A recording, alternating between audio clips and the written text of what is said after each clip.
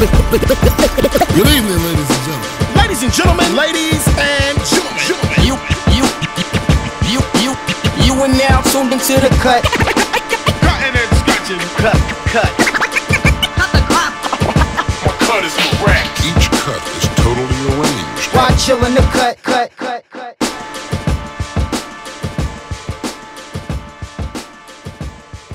Welcome to the cut, everybody. It's the one, The cut, the baby. only, the what it is. incomparable Marvin. What's up? What's up? What's up? It's good to have you in the It's building. good to be here, and I want to thank you guys for bringing me, man. This is a blessing. You know, I think this is a beautiful time, a beautiful era, a beautiful platform to communicate on all levels, and I love that explosion because it is a Halifax explosion up in Beautiful, this bitch. beautiful, beautiful. Very nice intro. Yes. First of all, before we get going at all, I want to say thank you for being a ground level, pre-ground level. We hadn't even put the first footing in for the building that is the cut when you came along and you were like, yeah, man, I'm on board. Yeah, man. So people that are watching, you may notice we got some, some Ascension stuff in here. This is our Switching up the set. our original, our OG sponsor. Yeah, man. Gotta I'm give it up honored. to you, man. Yo, I'm honored to sponsor and definitely promote and push some of this stuff. This is hip hop. This is subculture. This is communication on all levels. This is what needs to happen in this day and age. Hell I yeah.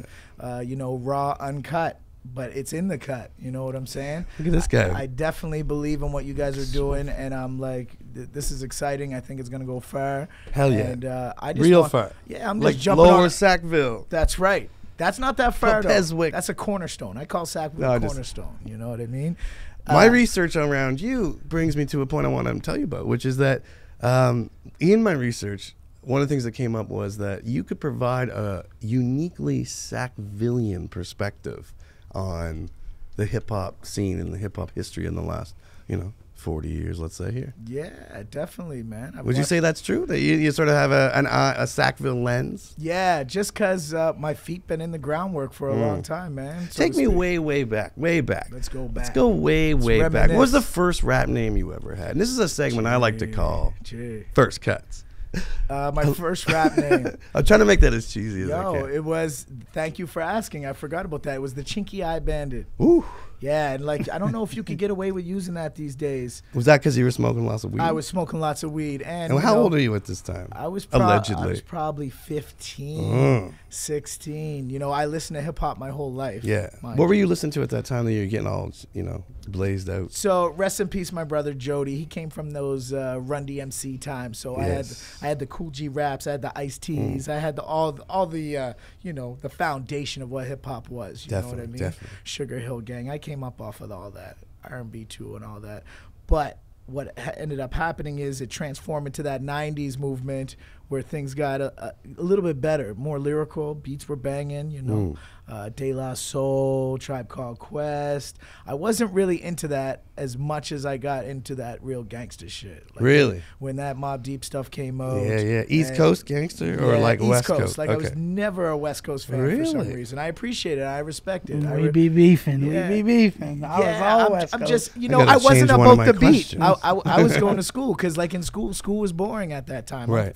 I'm a young teenager, and the teachers weren't kicking anything knowledgeable to me, like nothing worth what I wanted to hear. I Right, wanted to right. hear like the struggle. Even though I grew up in Sackville, there was still. I There's didn't still- fit in the same way. I felt Right. a little different being a predominantly white suburb, Mm-hmm, So I like to hear, a platform of like people communicating about something different and some different energy. And Right. East Coast, with Wu-Tang, Nas, AZ, all these other guys, Shout out to AZ. QT. Yeah, and we can go back, KRS-One, all these guys, the lyrics and the delivery, it was like, an overdose of information that I had to sift through. So kept me stimulated. You're smoking a lot of weed. You're listening to these people. But I wasn't technically smoking weed then. I was, Wait a minute. I was 14, 15. Come on now. Like I was, But how come you have... So we're listening before you're smoking. I was listening before I Oh, was okay. smoking. All right, cool.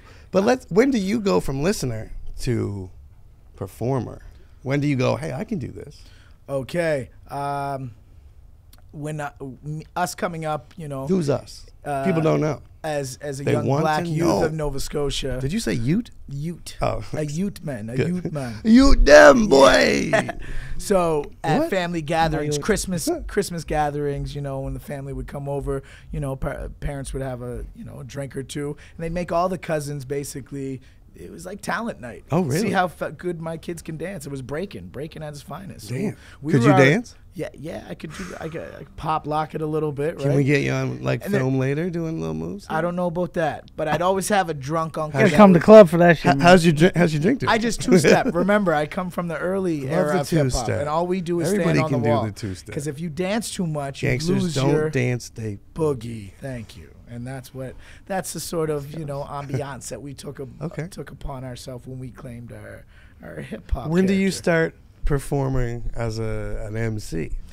Are you dancing first? You're performing I for wasn't family. dancing, yeah, but I still knew But that. when does it leave the family realm where it's When I went to cozy? school and Okay. I had a Walkman, one of those yellow. You remember Oh, those yeah, yellow yeah, disc Walkmans? yeah. And you had tapes, and then you had to record songs on the tapes. You put the little tape on the corners of the cassette, Mm-hmm. and then you have your own stuff. Then I started recording my voice on one of those, those. Because I don't know if they were Sony or whatever, and you put the little tape in the cassettes. The Casio? The Casios, The man. long ghetto blaster? That's right, and you put that shit on loop, and then you start Yeah. recording yourself, right? Yeah. So another bad creation was out, not just like that was my era. I was like, okay, these kids can ABC. rap. I can rap better than that. Daz Effects, I'm listening to Daz Effects. These guys are soft. So from there, I would recite these rhymes in my, walking to school, coming back from school, and it occupied my head. It was just in there. Went through school, got to high school, hooked up with White Mike, one of the best rappers of all time. Shout out to White From Mike. Shout Shout out out to to White White Mike. Mike. mind you. Yeah. If y'all don't know, you better know.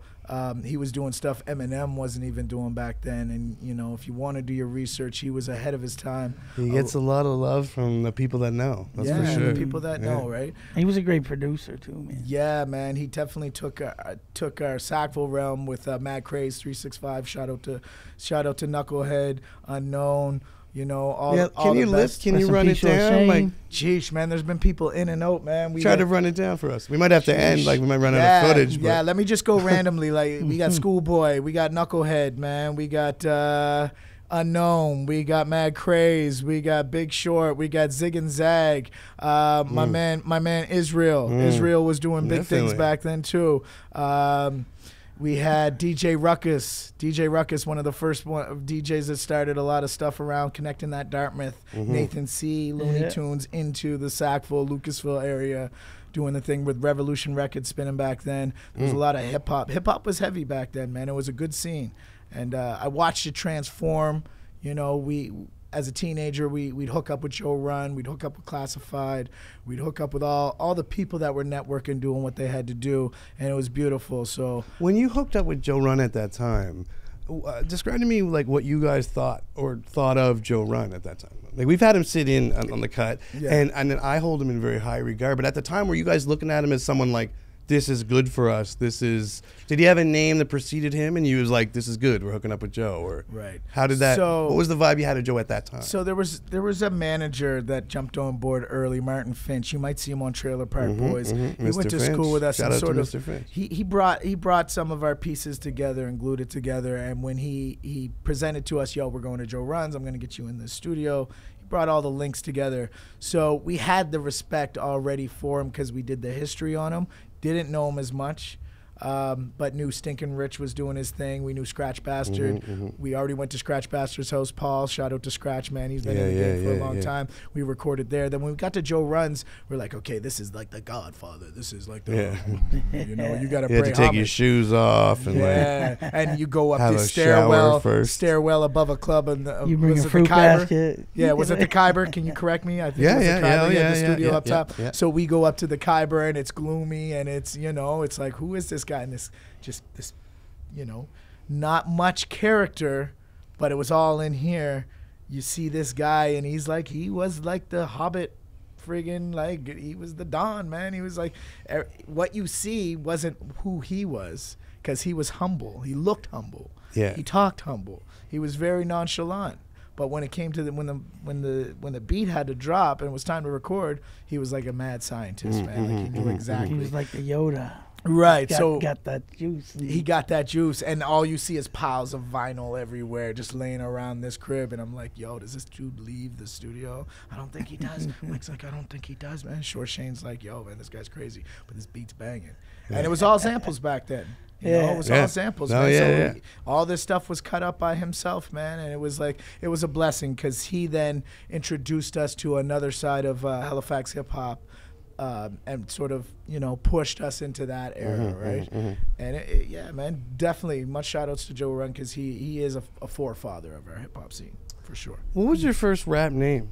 Chinky Eye Bandit. No, man. well, okay, I want to move past that one then because that was last time. I think you were Klepto X. It changed from Chinky Eye Bandit because that's what I wanted to get to. But why did it change? I mean, Well, were you like a politically correct dude ahead of the time? Did you invent the politically correct movement? No, it wasn't me. It was like, you did. You know, we formed a group that we always like. You're like, you know what, man, this is disrespectful. Yeah, because I wasn't really smoking weed back then. So was that the only problem you had? Why am I had? chinky eyed? And then I figured out that so you didn't mind you guys are the sick overt calling me racism. chinky-eyed You were just more for me having like, you know, native Aboriginal eyes Okay. or whatever it may be. Okay. And I had to change, and that sort of stemmed from, mind you, EPMD, the Green Eyed Bandit. Right. You know, Eric because Sermon. everything comes from somewhere. Right, you Eric know, Sermon. and it's not so much biting.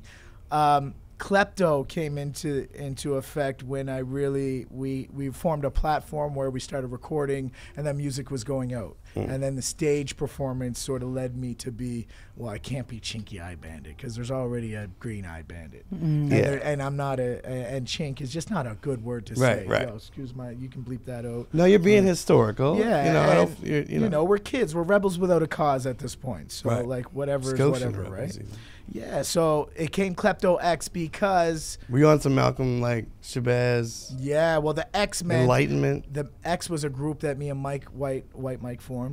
Connects generation. It meant to connect with people. It meant to connect to meant to make links, right? And that sort of like manifested the rest of my life. Now that you look back at it, When I think because we connect with people, we when connect I hear with everything. klepto, Everything's I connected. think kleptomaniac. And that's what it was. So I was like I said, I was a rebel without a cause. Handsy, were you? A little grabby? Handsy, little, sticky fingers, Little right? grabby here and there. Five-finger discount. So when I had to pay for my school dance or like things were going on, my parents always provided me with things that I needed, mind you. I didn't grow up But you had to floss though. Without. But I always wanted the Jordans. They You were wanted to giving me ball a the little bit. Ventures. Yeah. They were giving me the New Balance, but they weren't New Balance, they were Ooh Balance. So what was the best thing you could boost to then flip for cash to get what you wanted? What was the thing? CDs, surprisingly, CDs, man. hell CD Row. Was there a store called Row? Yeah, Records on Wheels. Records on Wheels. Allegedly. Man, yeah, if the police don't come back and get me for this, I used to rob that shit blind, man. They'd have the big plastic things, like crack that open. Oh, CDs was easy. We'd peel off the little beeper on it, man. And I was klepto, man. And then it got to bigger things and it caused trouble, but the music saved my life. Right, so That was literally one of my notes. Music saved my life, so the X meant get rid of that also, right? Now this is what you're doing. So without music, like I literally wrote a note that says this: Klepto X, music as outlet saves life. That's the note. So what do you think about that? If you didn't have the outlet for music, do you think would have been continued to escalate the thieving until it probably wound up being a real problem? Yeah, definitely. And it actually became a real problem later on. We were doing an in-store at HMV. Funny story, but not so funny at the time. Spring Garden HMV? Yes, Spring. Oh, so you heard of this story. Is this in... It was the grand opening, Man, you wasn't do it? your research, Kat, man. I got to give it up to Kat because he does his research beautifully. What I do is I have, that spot beside the edge of the riverbank where it gets dark. Yeah. I just lurk in there. And you just let find the out, river you dig go out all the by, skeletons out of the Just closet. see whatever pull out comes and floating down. Throw it in front of Be them. like, look at that there. That's a receipt on Marvin. So... I'm going to keep that. We're living in town. We moved to Halifax, to get closer to our producer, Classified at the time, Luke Boyd. Shout out. He lived on Kennard Street. He was doing his thing. So we, as Mad Craze Connects, a couple of us moved in Halifax. At this time, I think it was our Ground Squad album dropping. So Ground Squad had formed at this point? Ground Squad had formed As at a this thing? time with Nathan C., Classified, Mark Mirage, DJ Looney Tunes, Big Fella Unknown, Classified, White Mike, Shore Shane, Knucklehead. We were going heavy. You know, we were Huge. making some big noise It's a around huge here. team. Yeah, man, and we had a lot of resources. We did our record release at HMV, and for some crazy reason, Mad crazy. that klepto in me just, you know, I don't know if it was a show off thing or like, hey, do you still got it? You know, and I got caught. It was a bit of an addiction, maybe. Yeah, it was an addiction, but it was actually like prophetic because it's a symbolism. Like, come on, man, Yeah. you're gonna. So you're you got risking caught? too much. Got caught at our record release, man. They took me back to my crib. The police did and said, you know, they charged me with theft under, you know, 500 or whatever the hell it was, and I got scolded by the boys. They almost shunned me, you know, like they were like, Right. A couple of them, you know, I won't say which artists, you know, were like, yeah, it's we all go through that shit, right? But it actually brought me to a point where I could reflect and I could say, okay, you know what, this ain't worth it. Yeah. This is what I'm here to do. Do music, connect. I'm better than that, you know, no matter how much, because music doesn't pay you that much money. I don't even think now when you're on the grind and you're trying to come up with some stuff, right? Sure. So just because we were doing shows, we weren't getting paid, especially when you got a big group like that. It's a huge group. Yeah, you be splitting that up. We were Jeez. splitting Huge. We're split. Let's talk about performance for a second. What would you say was the best performance you ever had? Best performance I've ever had. Yeah, you. I believe it was Redman. No. Yeah, was a Redman or dope show. Ludacris at Halifax Forum. At the Forum, yeah. At the Forum, it was. We all had the white jerseys. We were CTG at this point. Yeah. But I had a Change the game. Yeah, change the game, and I was pretty big. That was a Luda show. Yeah. It wasn't Red. It was Luda, Yeah. right? And it was Luda, and everything was just live. The lights were on, man, and we came out like an army. But I happened to have two sets because I just started fucking with Trobiz as a barber at this point, and you know, I had 2 slots on that show because I came out with Trobiz to hype him up. I had a couple verses on his track. Right. Just started the Barber game, you know. And it was live, man. I just sort of killed it. I just felt like I was in my own. And the good thing about being in a group is that you're always competing with each other. So every show was a little different. It would be Nacy one night. It would be Classified killing it the other night. Shore Shane on the other night. Consistently Shore Shane, mind you. Rest in peace. For people that unfortunately will never experience Short Chain live, yeah. give me a sense of why everybody who knows anything refers to him in a special tone. There was something 'cause he unique was about amazing, that guy. Man. He was amazing, and you know what? What made him amazing? Nobody was like him. I think it was nobody. Sometimes it's just something somebody has. You Yeah. know, he wasn't that big, he wasn't that big-minded, but everything he said, the way he walked, the way he talked, the way he delivered himself on the microphone, the way he held himself on stage, and the way he lived his life, everything was just real. Like there was no two sides to him. You know, it was all love. Yeah. So, but it was Always love, It, man. it was always love on a Always real love. tip. So he'd call it as he sees it. And for a small guy, like he was shorter than me, and I'm pretty short, man. Like he was like 5'5", you know what I mean, 5'6", and real skinny frame. But he was big, you know. And his heart was big, Yeah. his mind was big, and that always relayed through his music. That always came through with everything he delivered. And when he was on the stage, you see this guy, but when he grabs the mic, these words just magically came together. And we were wondering, like, where does he get it? It's not like he has no reggae background, you know. He has no like Caribbean background, but everything sounds so sweet and well, you know, well delivery, right? That lyricism just came through. So In that big group of Ground Squad, who do you think was the best writer? the best writer, I believe White Mike, man. Yeah. I believe White Mike. Who was the best rapper?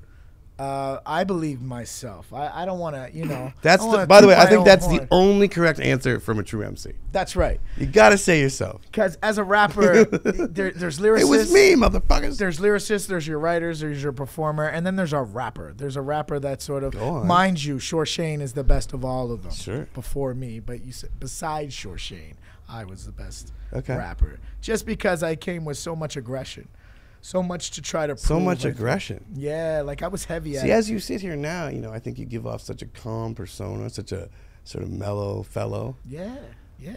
But I you're think- saying that, nah, man, aggressive. Oh, when I Were you was trying to prove something to people? always trying I'm to tough prove- as nails. Right. Was that So what you at said? that time, you know, coming from Sackville, Yeah. you know, and you're a rapper, you got a lot to, you know, you have a lot to try to prove to other people that what you're saying and what you're delivering, that you came from something, or you're saying. So your something bars were hard? With meaning, my bars were so hard. Do you remember any of the hardest bars? Like, what's hard that you'd spit? Oh my God. I always do the authentic, the jackasses. Okay, so this is a verse that I put together that just I said, how can I fuck shit up? How can I just fucking shut the game down? Yeah. Because White Mike sounds too good. Short Shane sounds too good. Classified, you're producing and rapping. This is too much. Too much. Too much. How can I gotta separate stick my me? fucking head out. So I hit him with the. This is when cannabis was hot. Keith Murray's and all Yeah, that shit. all right. So I hit him with the. I'm the authentic epic spitter with etiquette raw, not yet edited. I flex out the exit street ethics for all ethnics. I'm swinging like Jack Necklace. Them jackknives jack you for your necklace, leaving your head necklace. I jack niggas till they rentless, relentless. I jack jackasses fast as a jackrabbit. I jack you for your jacket. I jack everything from dough to tobacco and pot. I jack so much they call me the jackal. I jack till I hit the jackpot. I jack the volume up and not get jacked up, but this just jack off a lot. I'm the Jack Ripper jacking up the whole damn spot. These streets lights tamper with, you can't jaywalk. Today you get played by the jack of all trades. My game's like crazy eights. You miss your turn like I had a jack of spades. You have to wait to get your place jacked the fuck up like Michael Jackson's face. Wait. And then it would go into the chorus. And when I did that, that was some real. It's hard. During that It's time, it was ahead of its time. It's hard, but it's Right? still got a lot of like great, lyricism and wordplay and schemes. And, and it it's not embodied just a little like bit. bam, bam. Yeah, so It's close, though. It was a little bit of schemes. It was a little bit of hard shit. It was like my own little simmer saute chef shit. I was like, let me give you my special fucking dish. You know what I right. mean? Of That's what it. it That's is. the verse you step through the cipher with. Yeah, every time though. So, I like, got to think of a new verse. I think because now that I'm 37, mind you, so I'm a little old. I'm an old head now, is what they call it. So when they say "yo, spit in a cipher," that's just my Yeah, go-to. but back in the day, you come through spitting that, everybody know. Okay, well this guy can He's spit. Yeah. You know what I mean? Because I want to legitimizes see that things. verse right there updated for now. The new Jack. But Murray. I couldn't do it the same. It would have to do what I cut. Like it has to be a Barber thing now. No, man. Because I'm not jacking niggas for their necklace no more. No, I'm but not- people I'm get not, their hair. you People know? get their hair jacked up somewhere, and they come to you to fix it. That's what I mean. Bars So are still there. We so just I have gotta to turn change it. the I way gotta we're looking at form it. Right. Yeah. I It's all filled my belly perspective. up burrito jacks tonight. I need a sponsorship from them. See, you always try to inspire me, and here's the I don't thing. try to. I do. You do, and I seen you at the Marquee Club a few weeks ago. Man. What were we doing? We were Elijah's. we were launching the record cut. release, and you came there, and I was outside. I just happened to be with Quake. Yeah. Sorry for a minute. Quake gave me a shout out, say, yo, I used to this is a serious head. He was telling his friends, and there's always that spotlight where like, yo, spit something, and it's always the jackasses. And I'm like, yo, dude, you just cut my hair and put on a fucking, fun day for the kids, charity. Why are you so aggressive? And I was like, you're right. I gotta change this stuff. Something has to be new.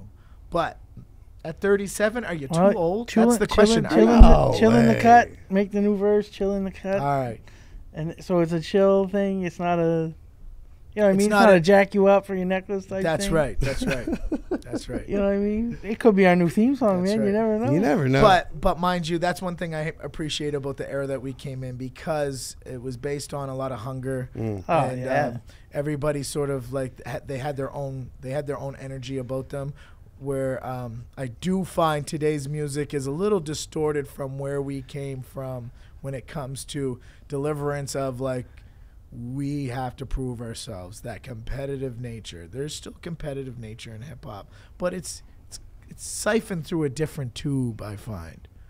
Would you agree? I would agree. Yeah. I think what's happened, broadly speaking, is that there was a time when it was literally to be part of hip hop and to be considered good at any of it, you had your elements to pick from, and you had That's to right. participate in them, and you had to be, if you're going to Good be at considered good, you had to be good at one of them. Yeah. And maybe there was a sixth element or whatever of being there and being that sort of participant and being an audience right. member. That's fine. Like you're not great at all of them, but you're there. That's right. But I think that's gone away so far into, like, literally people where we're talking about what they've done on Instagram.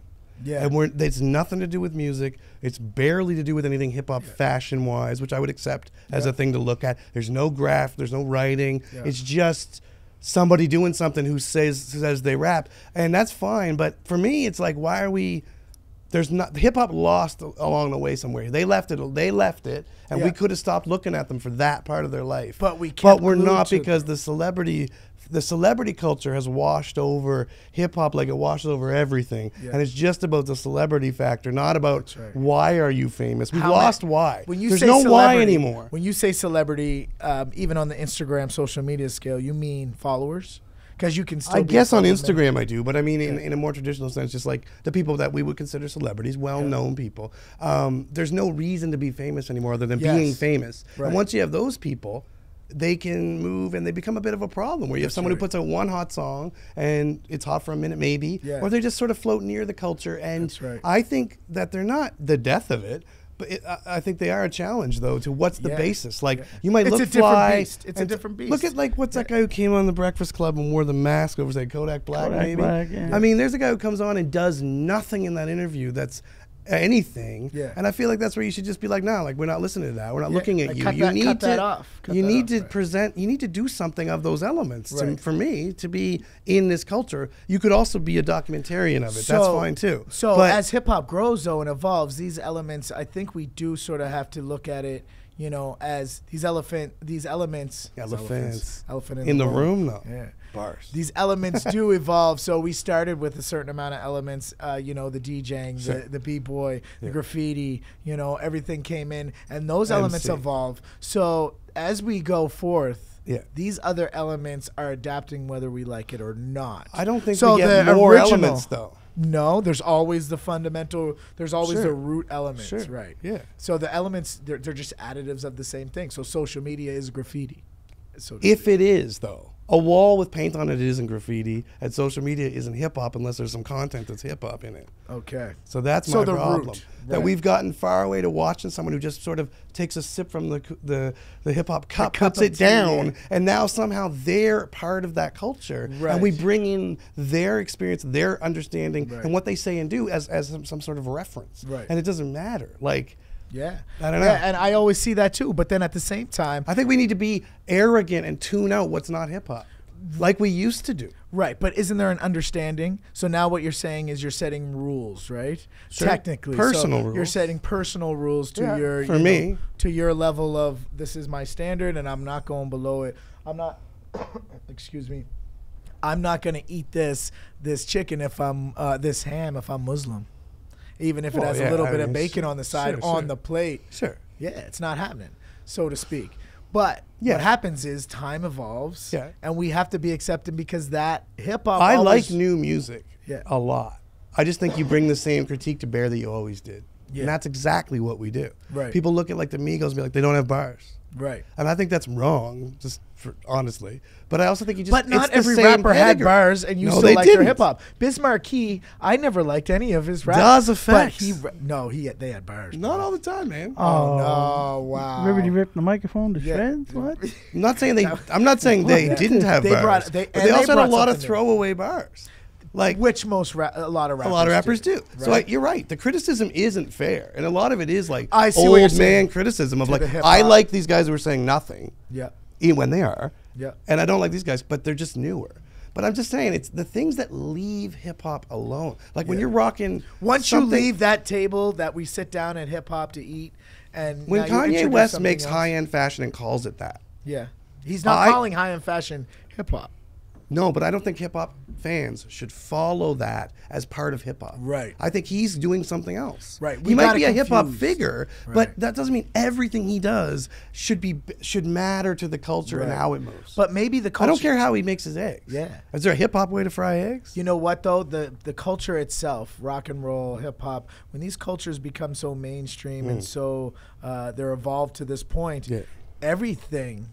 becomes the way of life, and so the bad stuff goes in there with that too. Definitely. And the following goes wherever that goes to, right? It becomes, we should delegate and say, okay, that's just him experimenting with that kind of look, and this is his hip hop version of himself. I think you'll never slow down change, But I think as change comes, Yeah. it's important to remind ourselves what we're changing from and what we're changing into. We Yes. can't necessarily change. I don't want to slow down change. Yeah. I think we wouldn't have hip hop if it wasn't for change. Right. Man, someone took a record and took a piece out of it and made a whole genre. Like, come on. Yeah. We wouldn't have change and innovation. We wouldn't have what we're talking about. Yeah. But I think it's important to notice it and like what did you lose? What did you gain as it moves? But the only way you do that is to kind of know that history and keep tying things back to like that. Yeah. And it's going to look different and you're going to say, I want different things. Yeah. And I think hip hop's in the best place it's ever been. Right I mean, now? it runs the world. Right now, Yeah, hip hop. sure. So hip hop, as we knew it, isn't the same thing we can call. still hip-hop. exists, though. So it's That all- hip hop still exists. That hip hop still exists, not on the scale that's running Not, the world, though. No, and it never did, though. Right. That hip hop never ran the world.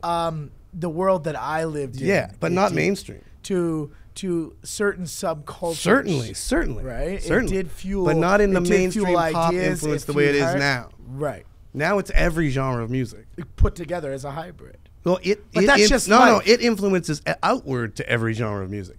You can't make a country track without thinking about the like how it's gonna have a hip hop element. Yeah, that's but, there. But That's you, the I'll sound be, everybody but wants. I will be in damned every if genre. I don't. I'll be damned if I don't think that Drake's not influenced by R&B Oh, he is. as a hip hop artist. Oh, I'd be 100%. damned if I. You got to understand that hip hop takes on these. Other I think genres Drake is too. an R&B artist.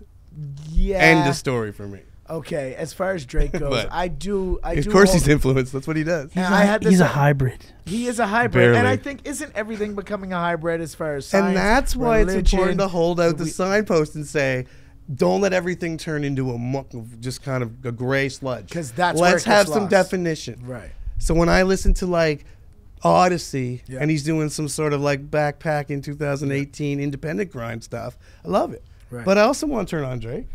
You Right. want it all. And So I I think that's the problem I have with old heads is they go, Right. this is all I can listen to. And it's like, no, I want it all. So I want think- all the stuff. I think music and art always reflects where we are at as a species and a human being, right? As human beings and society. So when I say that, I'm saying that we are at a time in life where everything is coming together and becoming hybrids. Sure. Whether it be the weed you smoke, to the food you eat, to the music you listen to the clothes you wear, haircut you get. to haircuts you get, to everything, fashion itself. All these elements are Yeah, coming yeah, together right. and they're being fused together. So it would be nice to delegate this into this. And, Trump thinks this, Trudeau thinks this. But what's really happening is everything is being fused together because we're at that time. We were at the Dark Ages at one point, medieval times. And now in our time, 2018, there is no delegation of our art. We want our art mushed together like that sometimes. Sure. Right? So we have to, I think. Can I ask you a You're- hair-related question that I think is an analogy to this? Yes, go ahead. When a white girl puts in boxer braids Okay. and calls them Like a that, Kardashian, like, sure, sure. Okay. And there's a discussion around that about appropriation of culture Yeah. and not giving recognition of where that started, right? Right. You didn't invent that shit. Yeah. People have been doing this, blah, blah, blah, right? That's It's right. stealing, not stealing, but it's definitely appropriating from a culture. Yeah. Hip-hop's a culture. So what I'm saying is as it gets watered down and taken and used by everybody, Yeah. tried on for a weekend, Yeah. we in the culture need Yeah. to say that came from us. Yes. That's ours. There You is- can play with yeah, it, yeah. but that's our shit. Right. And the things we don't put Right. stamps on aren't our shit. That's right. So the shit that's outside that might be foul, that might not be hip hop, That's we right. cannot claim that too. Right. That's where I'm coming So from. you're coming from a place I'm not where saying if it we won't own be it, blended, if we but love we gotta own it. If we love it and we own it, we got to separate it for ourselves, or you'll never know the difference and it'll get That's washed out. right. Which I don't totally agree. blend. 'Cause, Don't whitewash over, and I mean that. Don't That's whitewash over hip hop. Yeah, and act like it's just an influence on other shit. But you're saying no. So you're saying don't, right? Yeah. But really, as long as the leaders of this hip hop community that we have and this culture that we have are sort of, as long as this beast is being filled, Sure.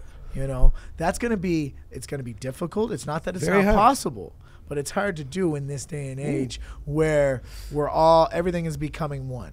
Whether we like it or Singularity, not, right? baby. Singularity, and I find strength in that also. So I like my music with a dash of country. When I say that, I don't mean like the Nelly country whatever track. But Yeah, you do. Accidental Yeah, racist? You mean do. that LL Cool J jam? yeah. I Accidental don't mean racist? that. You I don't. know you was bumping that in the car. I don't before mean you that. got But here. IV, If what you was- forgive what me was that? for the whip song. What you was like that down Tower so? Chains? What was that down that so? line? Goody Mob, when you had Goody Mob come out Goody and had a Mob down and so flavor, Bubba and I was like, Sparks? these guys aren't Bubba spitting. Sparks. Bubba Sparks got bars. Bubba Sparks. Fuck all that. He can What was spit. the group? No, what was that group? Nappy Roots. Nappy Roots, right. So when they came out, I That's said, nice. this is not hip hop. This is something different. This is country. This is something, an So element. what about Nelly? When Nelly come out, when Nelly he was came out? calling it country. He was calling it country, and he was very commercialized, so we didn't identify completely as hip hop, right? Because but he had the of his country commercial- twang. And look at his first video. Yes, but I don't consider But Nelly he's also like a hip-hop. regional. I Ooh. consider Nappy Roots hip hop. Still, You It's don't also a consider- regional Still put him in sound. there. I find Nelly's it not amazing hip-hop? that I Nelly's don't. not I hip-hop. don't consider What? I don't consider him hip hop, man. Cut his I mic. don't. So what is he? Can you I cut don't his think. mic? I Cut think his mic. the same way you consider I'm you not don't sure that consider we can- Drake hip hop, but you consider Nelly hip hop. Yeah. Come on, Catfish. That's, you see the analogy right there. No. That Although it's the I've sellout, never heard- it's the sellout factor. It's the let me put this Band-Aid on my eye. Let me start singing to these girls. Let me start doing the Ja Rule movement. When Ja Rule left what is it? Venice, right? And then he went into the Lil Mo Ashanti songs, and that's when the crossover happens. Nelly came out, crossed over. Definitely. I totally. I agree with think that. I think Nelly opened up a different lane and also to open up a region. Because now That that I was think not- about it, I don't think I've ever heard Nelly spit bars. I've never heard it in my life. And I've never considered him hip hop. He has a That lot might of just come he from me has a being lot of hip-hop head. radio Right? As a commercial lyricist songs. myself. He's got like singy. His songs are made He's a for the proto radio. Drake. He's a Yeah. proto. They're in a similar lane. yeah, Yeah. and because it's But it's 'cause Drake he had the spit bars. melodies. If I go back, you know there's bars that Drake spit. Yeah, there are. I just that- think now he's that are- become. Yeah, more but mainstream. now with the whole ghostwriting thing, like you just don't know. So what happens is, I believe, is there's a platform that you reach that you are now no longer just a hip hop artist. You are now an entertainer. Well, I want to ask you a question. You are an What do you think about entertainer. this for both of you? What do you think about this? The idea that an MC who calls themselves an MC writes and performs their own bars. An artist, especially one once signed to a contract that calls them that, is open to whatever. They're making a product that is a product to be sold. That's the right. MC saying I'm an MC, they got it. Those bars should be theirs. No ghostwriting. Yeah, but you if you can't- say, "Hey, I'm at the level like I'm a Drake. I'm an artist. Yeah, I'm an artist. I'm making whatever with whatever. I'm Yeah. taking this and that and And I'm doing what lyrics I want, and sure. I'm gonna trend set my own. What do we way. think about that as a But definition? if somebody was to say like, "Yo, is Drake an MC?" I'd be like, "No, he's a rapper and a singer." Right. I still wouldn't put rapper in like. And you wouldn't put rapper to MC as the But same. a No, singer, no, but no, listen, no. but I a understand singer- what you're saying. But check it. A rapper though. says words over a beat, Yeah. not necessarily words they wrote. Yeah. But IV, you got to see that a singer. If I ask a real singer, if I ask Whitney Houston, if I If ask you like, ask or like Beyonce, Jody for Upshaw. instance, Drake Maybe is like a Jody. singer, No, That's she's- Jody's. yeah, my daughter, she's Shout gonna out to say Jody she's Upshaw. not. Yo, don't call Drake a singer because he's not a singer. But he if you can't ask So the sing. same way you're Because he saying he's can't not sing. hip hop, he sings, but he's not a singer. He raps, but he's not a full rapper. No, because So this I is that I limbo that you sit guarantee in, you, right? if you had the raw, Did you say Garo? I Guarantee. guarantee, That means there's a signed, sealed, I delivered. guarantee if Put you the got, graphic up. if That's you right. got Drake's raw stem vocals, yeah. they ain't sounding like. No, they're auto-tuned the fuck up. That's There's what I'm saying. reverb. Like, there's all 40 kinds of works wonders. Yeah. 40 works wonders. right. You know what I mean? I bet Like, his bars are auto-tuned. So I just love the fact that you brought this up and you're testing me with that. But maybe it's because I'm coming from a point where I've understood that subcultures and cultures have meshed together, whether we like it or not. Oh yeah, I'm not talking about stopping yes, shit. the people that love hip hop should claim their shit. Same way, but we're just talking about cultures representing and holding themselves accountable and holding the people and the art form accountable for what it is. That's right. That's all. But as far as our time and music and art always sort of dictates where we're at, art, you know, it just reflects our time and people and real life reality. What do you think Art about- reflects what do reality. you think about this So idea? our reality, everything is put together. It And also reflects all of our delusions. More than it does our reality. What about this? Ooh. What about the idea? Yes, What yes, about our art not perception. depicting the moment ever, Yeah. but either predicting or reflecting on the moment? Because we can't make it of the moment. okay, I understand. It's impossible. Funny that I understood exactly what you're saying, but what you're This talking weed is about. fine. Yeah. So You what don't even he- have to smoke it to Just get to out. break down what you said, what you're saying is art shouldn't depict our moment. I don't think it can. Our moment should depict the art. No, I Is think that it's what you're no. I'm reversing? just keeping it in the art world. I'm just saying I think it's impossible for whatever art, music, whatever, to ever reflect our moment. It was made before the moment, and fits the moment really well. That moment always passes. And that's why artists are so interesting, because they can look and they can say, "This is gonna work," but they know it's not gonna work today because it's not coming out today. Right. So they're literally looking forward and predicting like this is gonna work well. Yeah, I need some, and that usually. But comes then, from or the they time make of the stuff mind. after too, where it's like something happens, an event happens, and they're like, "I'm gonna pen some bars about this thing." So they're reflecting on that. So And it's that's sort the of beauty- either leading the way or reflecting. Right, or they're taking the past and they're Exactly. recycling it because it's the timing, and that's why we get retro beats. That's why it's so good to hear the '90s music right now, and that works is because you can take the past now. But Is it weird that your that's childhood crazy. is retro now?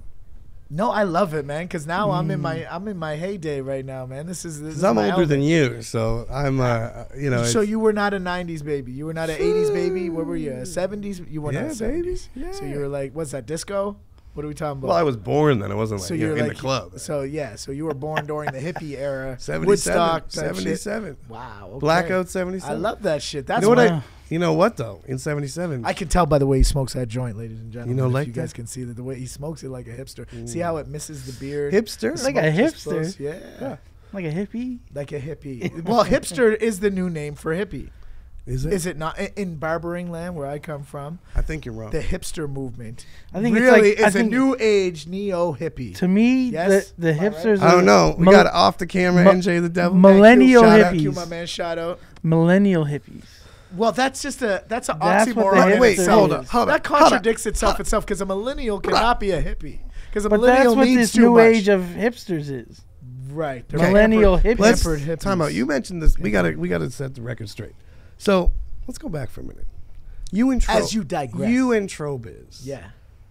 You, My man, shout you- out to Trobiz. Right, right. Yo. You mentioned him briefly. Yeah. Because you'd started to cut hair a bit. Yeah. Wound up having a couple Yeah. bars with him or whatever. Yeah, on well, the song. we meshed What together made because you- of music and What made you barbering, right? start cutting hair? Okay.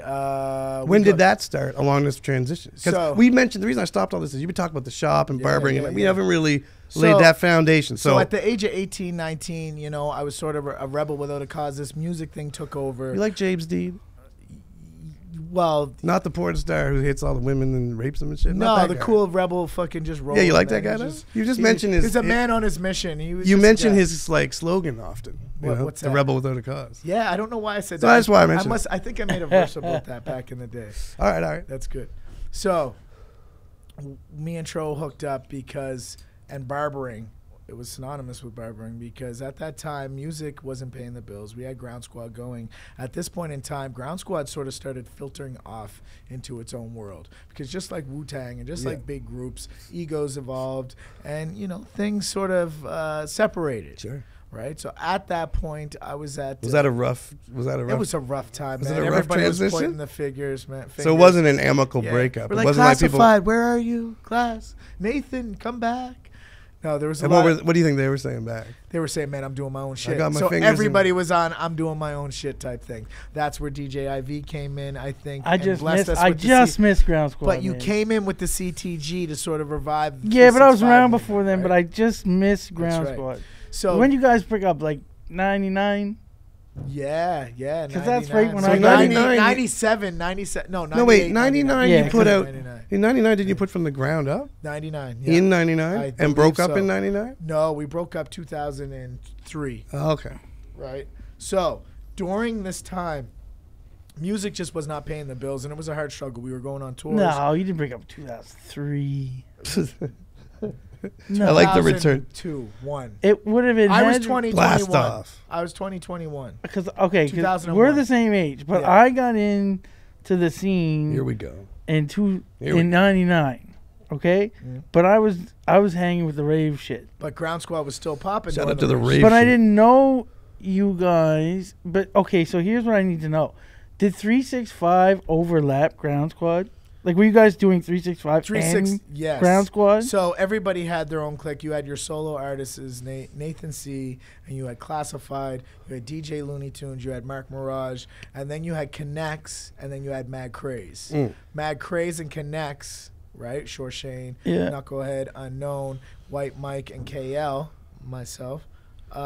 were Is 365. KL like short for 'cause club? I We Pro? were remember- 365, right? So that was the syndicate in. Fuck a you know, leap year, right? Yeah, fuck a leap year. 365 all day, all year. Because my thing was, Um, I never got to see Ground Squad, You got to see 365. but I saw 365. Right. So this is when Because you guys were always like the breath of fresh air. Like we would be going out every weekend and be like, we'd be getting $165, 6.2. Yeah. Then next weekend it'd be the Sebutones, Yeah. and then next weekend it'd be just a rich show with man. Tai Chi Chi. That's and when blah. I had to battle And Tai then, Chi like, Chi. I had to battle Ghetto Sox, once- and I beat them, mind you. Once in a blue moon, talk we get a about that. 365 weekend, Yeah. and you guys were killing. Oh yeah. So wait, guys I want were to hear those killing. Yes, we were battles. coming with the heavy lyrics. Oh, man. you guys were killing. Take me into those battles. Okay, so back then, Who'd you Oh, battle? battles. Tachichi? I think I battled Ghetto Sox 1. So this is DJO stuff. This is DJO. I No, it's remember not a DJ. battle. No. Was it DJO? Did you do well at DJOs? So we did something at Marquee Club. Yes, I remember a DJOs. battle you I were battled in. J Brew. I battled Ghetto Sucks. I battled Tai Chi. Who was the Chi, I hardest? believe, Who was at the toughest? Khyber. Who was the toughest? One of the toughest, I think, man, was Littles. Littles the General, man, was one Oh of the no, toughest. Peanut got you one night. That was in Newfoundland. No, it wasn't. Was that not in No, Newfoundland? it was at Murrell's. It was the night of gin. Yes, it was at the Night of Oh, Gin. Peanut got you so bad yes. that he has a line that he dropped on you that I still Yes. remember and will go to the grave remembering. Really? Well, do we Can have we to say hear it? it? Can we hear it? Oh my God, I remember it. Can we hear? it? Okay, I battled Tandra that night. I think you I re- beat Tandra, and then I went into the preliminaries with Peanut. Okay. Oh, Peanut hit him hard. did But Peanut- Peanut was what hard. did He he was hit a him with? beast. What did he hit him He with? was Still like is the a new beast. generation Crazy. of fucking Onyx, man. Like, Peanut said, because this was you had the shop yeah. on We God. were on God again with Yeah, Trobiz yeah, at this yeah. time. Yeah, I was with cutting Trobiz. hair. So this is the transition of cutting hair. Yeah, this And- works and- well. And, He and said- This comes back around. I Peanut like. said, "I come down, sit in your chair, get you to push my wig back."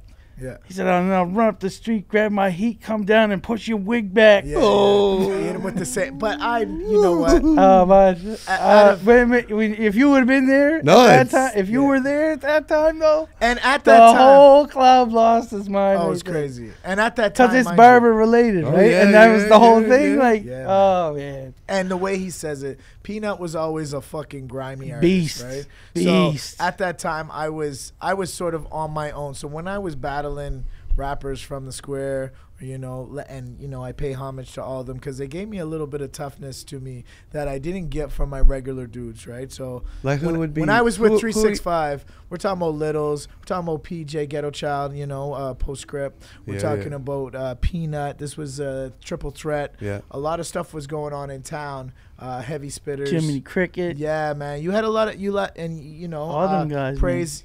Corey Wright was Corey doing Wright, his thing yeah. back then, man, and he was still as heavy as he is now. Mm-hmm. So when I came to Godigan to work with Trobiz, it was different. It was enlightening because it gave me some tough skin because what I experienced in the hip hop culture, we were unstoppable because we were a group of fucking whatever. We were like Wu-Tang running around the province Right. doing shows and fucking PEI and stuff. But then I came back home to cut hair on God again. I was to nah, you're Marvin from Sackville, bro. Yeah, you must have had a We're hard gonna- being down you're there you're every day, vulnerable man. right now, and you know what? You got some limelight because you're a good spitter. So we're gonna come at you, right? So there was times when they would come at me. I was like, nah, I got this. I remember telling Shore Shane, I ran up to Classified's house one day, and PJ and them guys, they had a song sort of dissing me and Ground Squad a little bit. They were like coming at the throne. You know what I'm saying? They were coming to take the big dogs out. I was like, nah, I got this. He go, you don't want me on the track? Schoolboy was like, you want me on this track? I was like, nah, man, I got this. This is a man up shit. Yeah. I got to go to work with these guys every day.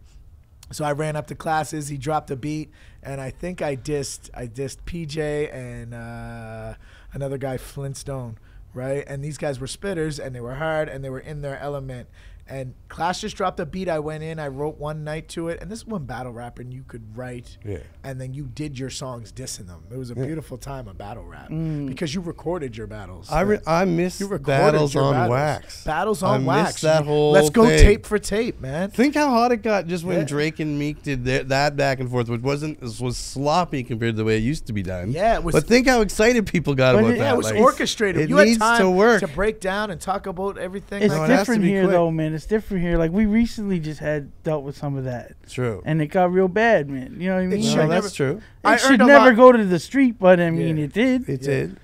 You know what? You Like know? when that happened back then, and I was battling guys that were like not from my area. I was in their area, so I'm in their home, and I'm a rapper, and I was a very cocky rapper at that time. So that stuff sort of, that needed to happen for me to evolve, right? So what would happen was it wasn't the rappers, it was the sideline guys. And it always tends to be the sideline guys that add the extra to it, because a rapper is supposed to take that hit.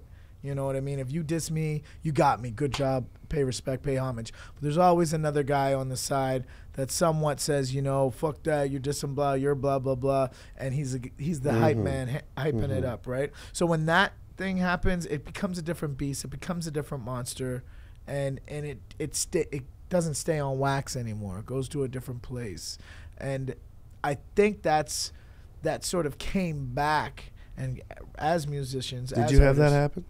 Yeah, definitely, man. I'd be out in clubs and say, yo, man, remember that time that you dissed my boy? Well, guess what it is, man, blah, blah, blah. And that beef carried on for some time, man, because what you say on wax stays on wax, right? Sure.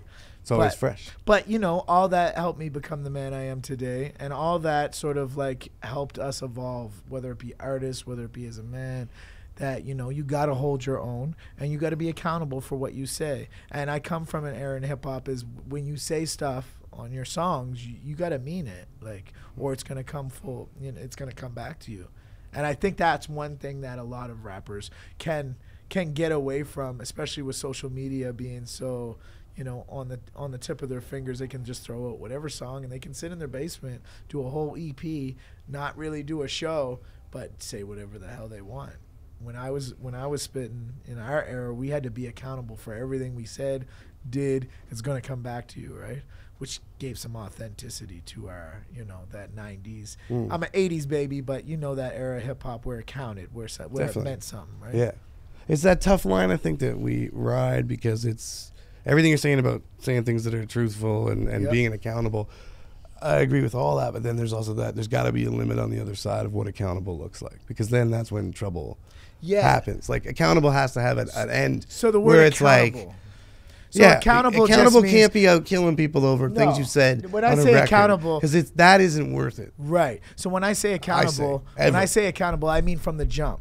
So if I'm accountable, our era was particular about what we said. If I didn't have a gun, like a lot of our lyrics, we didn't rap about guns. Sure. We rapped about people we knew with guns. We didn't rap that we were drug dealers, but we knew drug dealers. We reflected that light, but we'd make sure that was critically important that we define that and didn't take on a different a different costume that we don't wear day to day. Right. And that was the beauty about being in the barber shop too, because the same guy that I am when you hear me on the mic, I have to be that same guy day in, day out when I'm in the hood in the shop and you come sit in my chair. Right? So all of a sudden they realize, oh, fuck, he loves hip hop. Yeah, his verses are hard, but let's start calling him. You know what I mean? And that lets like it's worth being genuine when you're being an artist.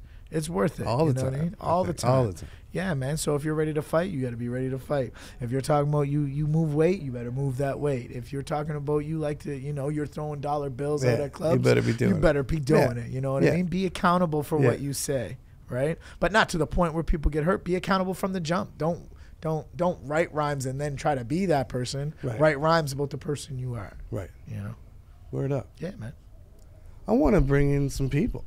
Yeah, man. I want to bring in some let's bring in my boys, friends. Man. Yeah, man. Before we bring them in. But first, though. We introduced the Barber. Being as your wonderful sponsor, tell us about, the movement you built with this brand. Yeah, man. Talk to us about your brand. I'm in love right now, man. My Ascension team is actually leading and leading the way when it comes to barbering out here. I think. You're doing big things, man. You're popping up shops. Response. Yeah, we got a spot in Acadia. Shout out to Acadia. Acadia University's eating it up. How long has that been open now? Like 6 months? Just since November, man. And we're moving, man. We got basketball players. We got football players. We got, we got educators. We have the MLA coming in to get in his haircut, and it's just been a great response in Acadia. We have the location at Dalhousie. That's just booming right now. Like I always thought that was a genius move. Yeah, that's a really good move. Being in schools is a great movement. Yeah, well, the demographic changes. And one thing about Ascension, a cut above, what Ascension means is always to rise above, you know. It's a process of rising and trying to be better, you know. So our barbers reflect that, our stylists reflect that, and we like in order to rise, and we were talking about this earlier, we have to come together somewhat as a collective in order to move forward. Right. We can't do it as an individual.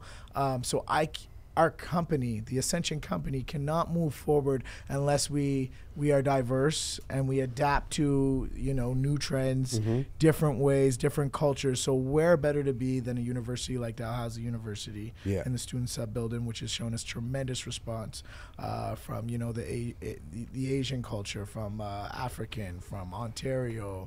It doesn't matter, girls, guys. You know, it's a common ground where we can all meet. And it's taken our company to another level.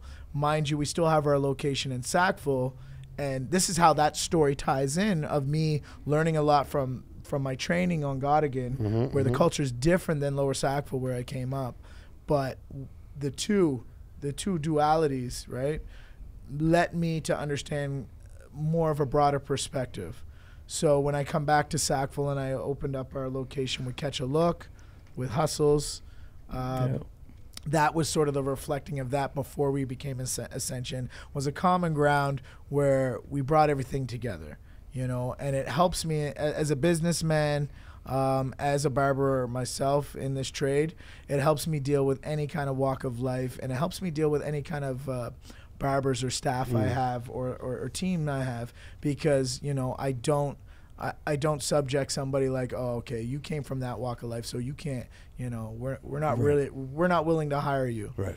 Everybody is worth something, man. And like once you tap into that, and you know, I try to support and facilitate growth on all levels, whether it be personal or, you know, just the business side of things. We want to support that, right? How long have you had the business?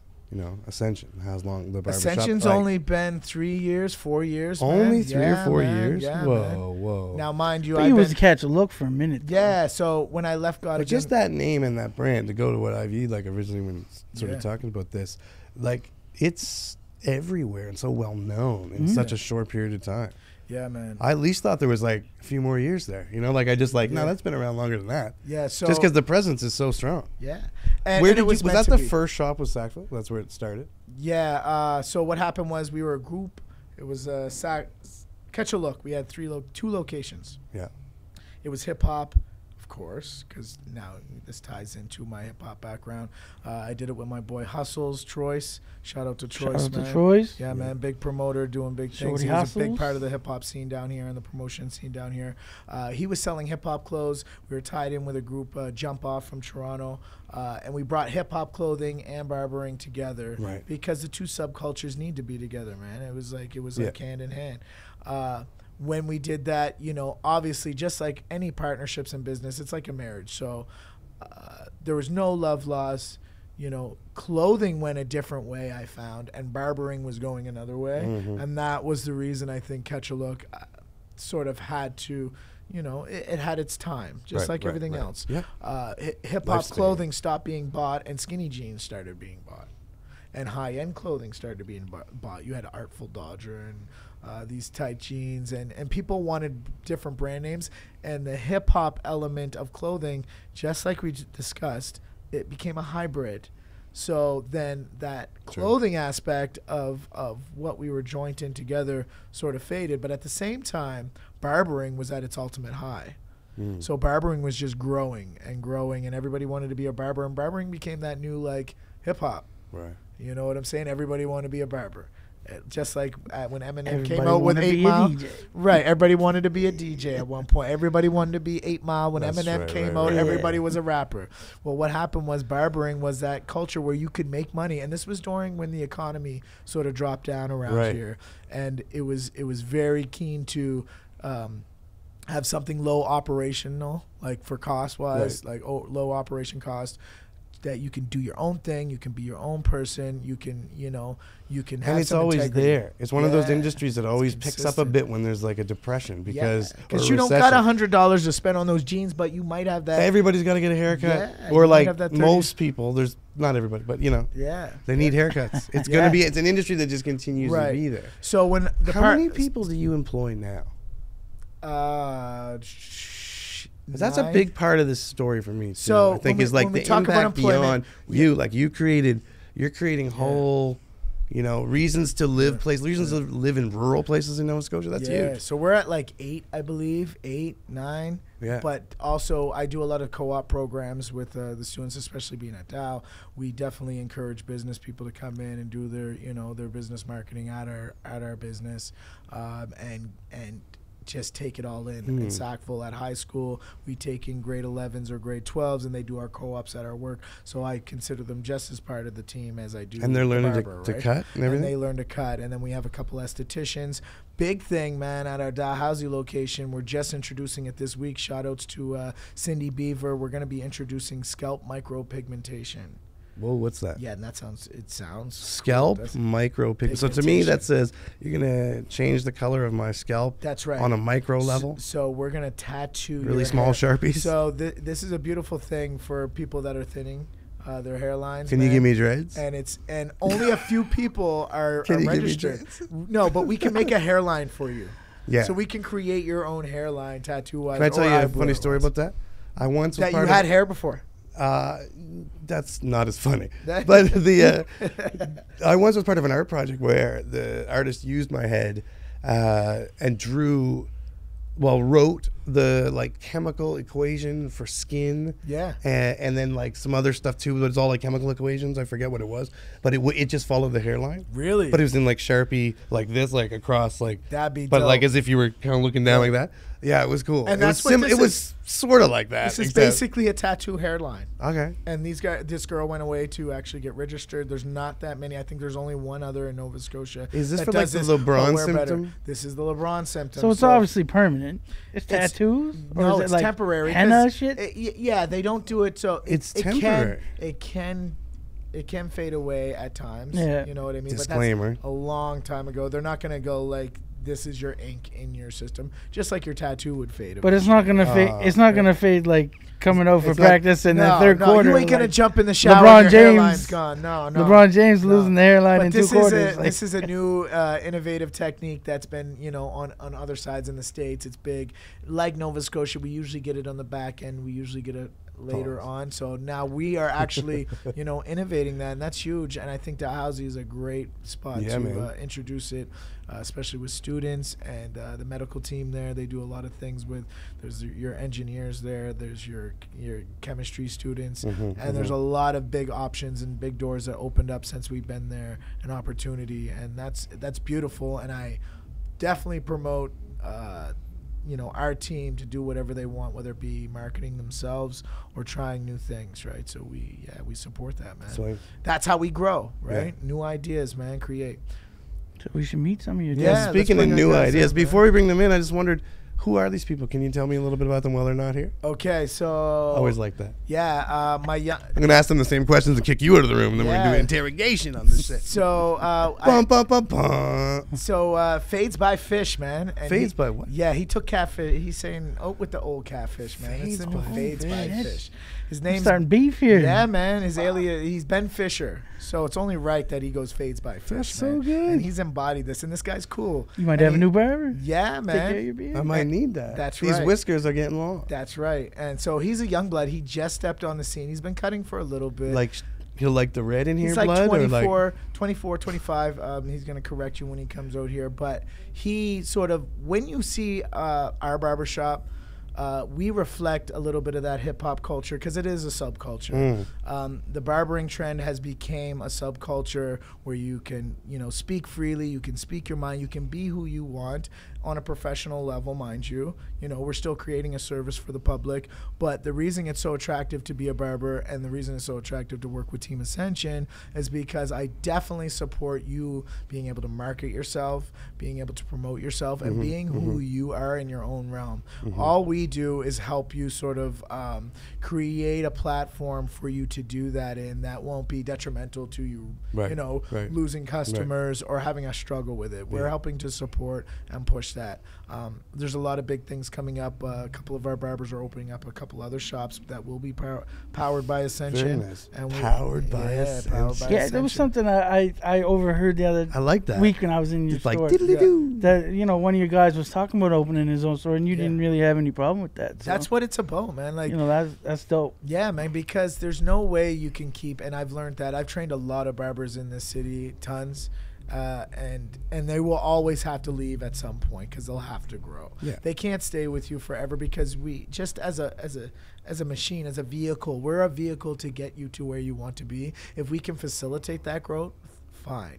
They also help you, don't they, in the sense that, like, say a guy girl goes out from your place, Yeah. sets up a shop of their own, Yeah. delivers like high quality cuts, Yeah. everything. Where'd you come from? They Yeah. come from there, but they also create like more customers who want that level or right. better, Yeah. and then you of service, and they like that's what they're used to. Yeah, man. Then they're like.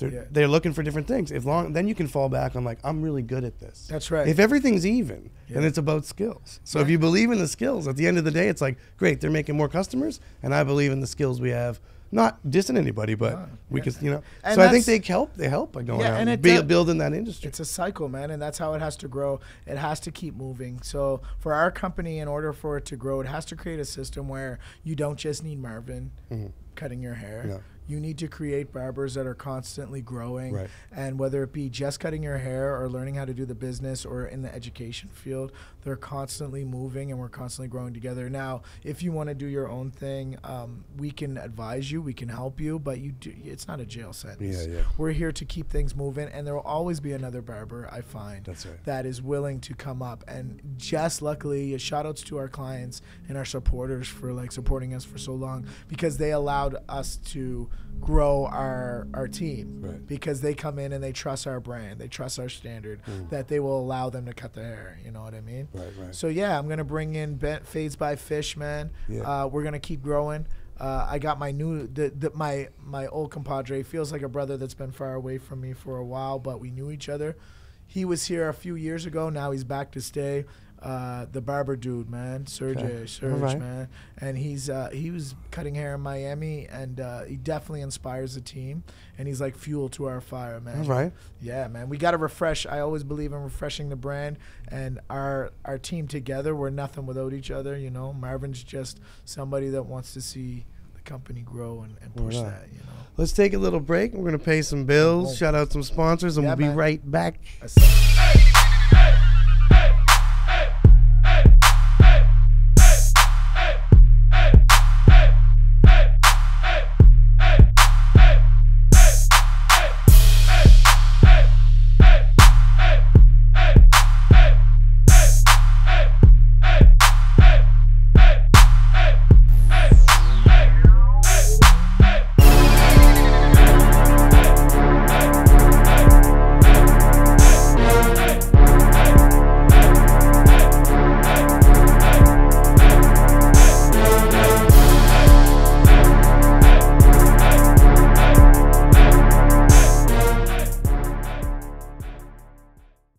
Shout out to the cut. Still grabbing mics, stealing spaces. That's right, man. Tried to Cutting kick hair, him out doing and bring fades, some new cuz. people in, but we couldn't.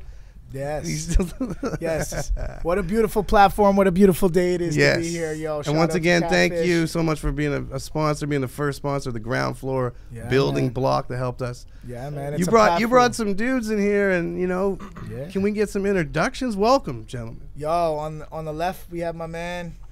Fades by Fish.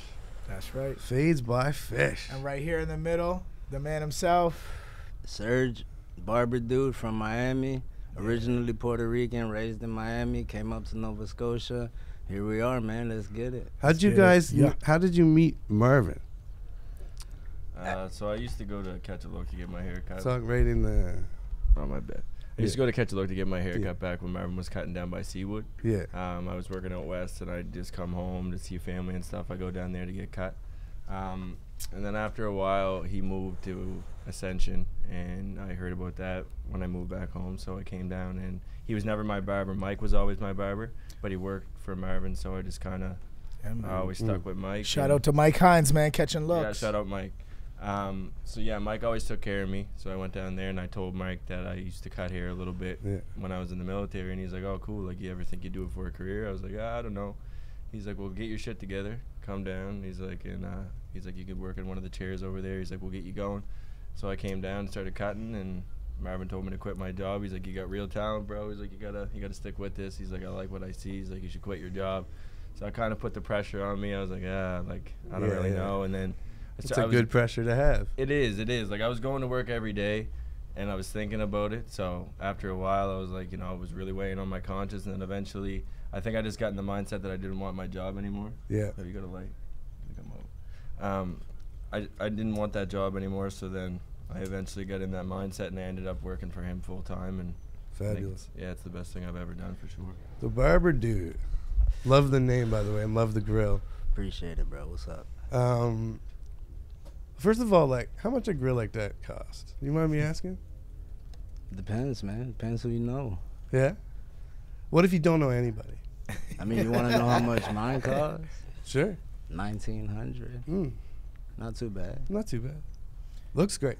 A grill would look Is good that, on you, is that a Catfish. full-time thing? Like, is it full-time? You like What do you every mean day? full-time? Every day? Yeah, I like, wear it all the time. Yeah. I mean, I take it out to eat, sometimes with smoke, but that's about it. Yeah. I like that commitment, I think if you're going grill, Yeah, you got go to grill. Man. You got to. Should be a shirt. Did you consider a grill, Catfish? Is that what you're considering? This? Me? Yeah, for the summertime. Oh, man. But you got a good set right there. I know you thought of it before. Let me tell you something very interesting. This set right here is actually, in some respects, a grill. All these are fake. That's all fake. Really? All veneer work. Veneer. That's some No, it serious comes veneer. right out. That shit looks good. It bro. all comes right out. Are you serious? I'm real serious. Okay, I love it, man. Yeah. I love it, man. So in a way, my dream, I think, if I had like, beaucoup dollars, Yeah. just like Got that buku bread. beaucoup bread. If I just had unlimited, cash, I would have all kinds of grills. But they'd be crazy though, like little vampire ones that are subtle. Yeah. Little ones that are a little Just bigger. fat, I'd have a yeah. whole range, just Yeah. different shit. Each day you could pull a Nasty different looking teeth one day, just like Yeah, whatever fuck you it. want. grill. You can go like a matte. Not fiber just like finish. I'd have Fuck it. shiny, like I'd be flossing too, but literally keeping them clean. literally flossing. Yeah, it's like My that. man. When Gotta did you floss, start? bro. When did you start cutting hair? And how did you meet Marvin? Well, I started cutting hair when I was 13, really, because I messed up my own hair and went to school, had everybody cracking on me. I tried to give myself a fade with just scissors. No clippers, I was bleeding on my scalp, had Band-Aids all over my shit. I was fucked up. So my grandma actually had a pair of clippers in her house. She let me take them home and fixed my own hair. Started practicing on my little brother, my friends at school, and started working in a barbershop when I was 15. But back to the other question, how I met Marvin. Mike again. Shout Mike out to Hines, Catching yeah, Look, shout man. out to Mike Here's a Hines, go. catching man. looks. Yeah, Yeah, man. That's the general. He's right actually there, man. related somehow to one of my wife's mom's good friends, and she got me hooked up with him, and I got linked up with Marvin, and here I am. Yeah, Mike told me one day, he said, "Yo, man, I got this guy. He's from the States. He's crazy." I go, yeah, whatever. We're crazy. We're fucking crazy. We're the best. Yeah. And I said, well, he's coming in next week. I go, for real? Okay, well, let's try him. I saw a couple fades on Instagram. And then this guy fucking comes in, first fucking day. And he cuts like 10 people. And my other barbers are like, yo, this dude's like too fast, man. I go, you guys are so used to the Nova Scotia, like, hey, how you doing, blah, blah, blah. This guy did immaculate work and real timing. I'm talking like, boom, boom. Well, Who's next? It's at Miami Hustle. Well, I wanted to ask. Time is money at the end of the day. That's what I right? want to ask you. What's the biggest difference? I mean, you kind of stepped on the story a little bit, but it's all right. We'll train you up better as our correspondent. Oh, yes. What's the biggest difference you find in the barbershops of, Miami and here? Is it just the pace? I mean, it's just a lot slower pace. I don't feel like Really? the industry has been blown up the way it has everywhere else. You know what I mean? Is that a good thing or a bad thing? I mean, it's both a good and a bad thing. It depends how you want to look It means at it. we're going to do it. Depends on your perspective. You know what I mean? I think it might be good from like a traditionalist kind of sensibility because I'm not moving so fast. There can be time spent like honing a craft, not just chasing a trend. Right. What do you think about that? It is whatever you make it at the end of the day, because I can see it as something good for me, because I got the experience from a faster city. You know, a lot more movement in barbershops, so I can see it a different way. You know, somebody used to a slower paced lifestyle is comfortable with the way things are and the way they've been forever. You know what I mean? Just sticking to tradition. It's funny, Catfish, that you asked that too, because like my experience through growth within this company, there's been so many barbers that cycled through that I've trained, that we've trained. Shout out to Catch and Looks, man, my boy Mike. He excelled quite fast. It was like hell trying to get him to start when he was a teenager, waking him up out of bed, say, yo, man, can you get to fucking work? His mom would let me downstairs, you know. Shout out to Mike Hines, and he was like, oh, I'm sleeping. I told you I was sick, but really I'm just sleeping. I was like, get the fuck back to work, man. Come on, we got to do this. And, you know, I stayed on him, and he actually ended up getting more clients, you know, developing to the point where like it lets me not work so much in the business, but try to like put my passion into developing other barbers. He brought Fades by Fish to us a couple Sundays here and there. One day he'd come in, come out, and then he was doing his other job, but you could tell, you know, you didn't like it. He wasn't feeling the work he was doing. He's like, I do have a passion in barbering. This guy excelled so much more faster than a lot of other barbers I've worked with in the past, and I don't know if it's this new generation or the fact that, you know, you might be from Miami or you come from a new generation, but things are just happening much more faster from, you know, my back in the day up close cuts, shout out to Trobiz, and my experience. So it keeps me on toes because he's gonna grow fast and he's ready to work. So guess what? We got to go to the cut. We got to do a podcast. We got to do this. We got to get on our hustle. We got to throw the next barber battle. And we got to make sure our clientele is fulfilled. And we keep the energy Can we refreshed, host that barber right? battle? We can. And it's going to be called The Cut, I think. I like it. The cut just off. let's keep it simple. The Cut Off. The Cut Off. Simple, right? Keep it simple. And that's how ideas, because these guys researched me into like a new, I thought you said researched you. It's funny that you say that because I was actually talking to Mike last night. And Mike was saying, like, not that he's wasn't feeling barbering, but he kind of just got to a level, he hit a plateau.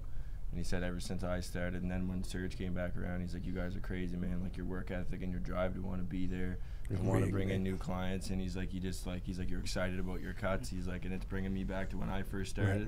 And when I was excited about it, he's like, and so I'm finding a whole new fire. So I think that's awesome. Like, everybody just feeding new people, like, that's awesome. Like the older generation feeding the new generation, just keeping it going. Cause I don't know. I think that's man. good. I'll do I want to go around right quick and ask sort of two questions at once to each of you, though, and we'll start with the dude, and because I want to kind of go this way. Okay. What's your favorite cut to give right now, and what's the hardest cut? Like the one that you're like, oh, like if there is one, you know, like that you can go, ooh, that's tough. So what's your favorite, and what's like one that's I mean, what, you want me to brag right now or something? Fuck yeah. Fuck yeah. You better. Really? Man, that grill was made for bragging. There is no cut. You don't wear that, no brag. Shit. There is no cut that I see hard, really. If I can see a picture of it, I can make it happen, bro. Yeah? Just a picture? My favorite cut to do, though, is a 2 and a 0. Just a simple bald fade. It's easy for me. Can you explain that for people that don't know, like, the lingo, don't know the 2 and the 0? Like, two what, in the what is skin, 2-0. It's a number 2 on top. It's kind of a military-style fade, but depending on how you make it look, you can make it a high bald fade. That's more of the military look. Then you could go with a mid-low fade.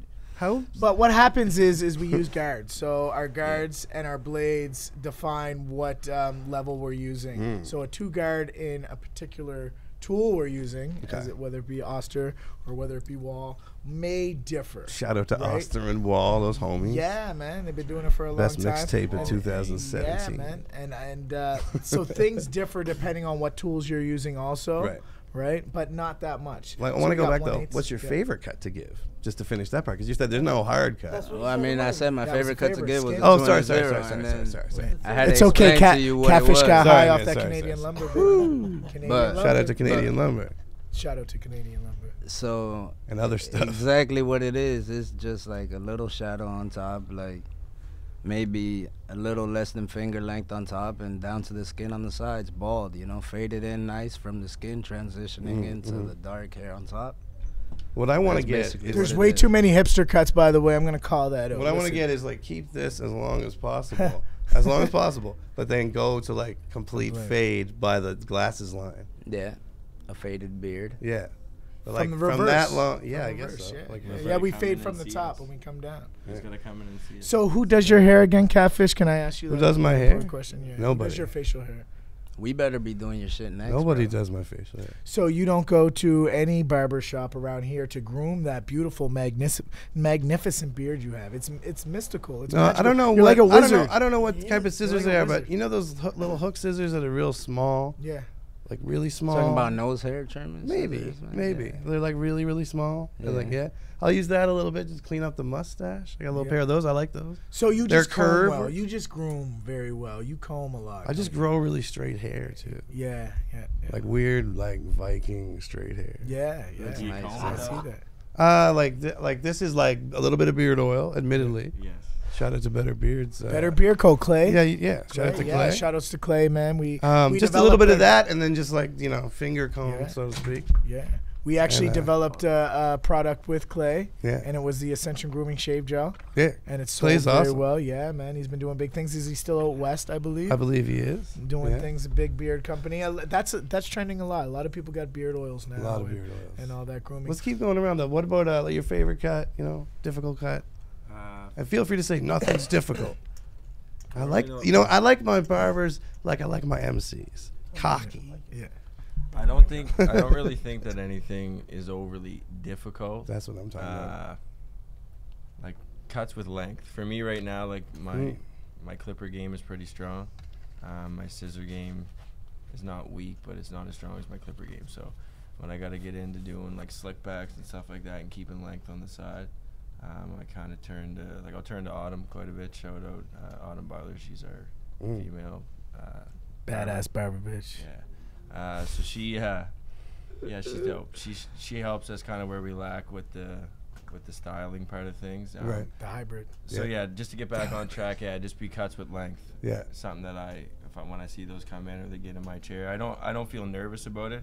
It just kind of makes me think a little bit more Yeah. about what I'm gonna do to get through the cut or to make it look the way Right. they want. But you've been saying you haven't been doing this so long, and then coming over to you, you've been doing this quite a while. What Yeah. about you? Same question. I want to know this stuff. Like, what's your favorite? My favorite And what cut after is- all this time, what is the thing? Like, I know these guys are saying there's nothing, but what's something that makes you think So- for a second, maybe? So it always changes because the trends are always changing. So at one point it was designs.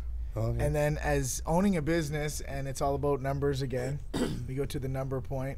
The designs were getting hectic because kids were coming in like, can you put the map of the globe on the back of my head with Yeah, color? designs, Can you that's actually a do good point.